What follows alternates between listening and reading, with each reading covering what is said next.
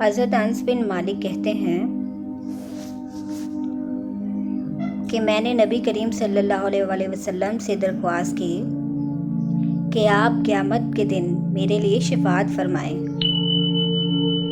آپ صلی اللہ علیہ وآلہ وسلم نے فرمایا، ضرور کروں گا۔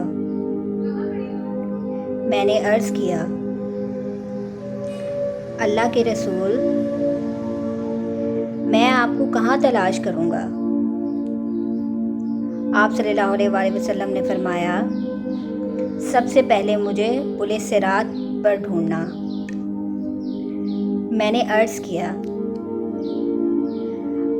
اگر پل صراط پر آپ سے ملاقات نہ ہو سکے تو فرمایا، اس کے بعد میزان کے پاس ڈھونڈنا۔ میں نے کہا، اگر میزان کے بعد بھی ملاقات نہ ہو سکے تو فرمایا، اس کے بعد حوض کوثر پر ڈھونڈنا۔ اس لیے کہ میں ان 3 جگہوں میں سے کسی جگہ پر ضرور ملوں گا۔ سنن ترمذی حدیث نمبر 2433 حضرت ابو ہریرہ سے روایت ہے کہ رسول صلی اللہ علیہ وآلہ وسلم نے فرمایا، یہود 71 یا 72 فرقوں میں بٹ گئے اور نصارہ بھی اسی طرح بٹ گئے،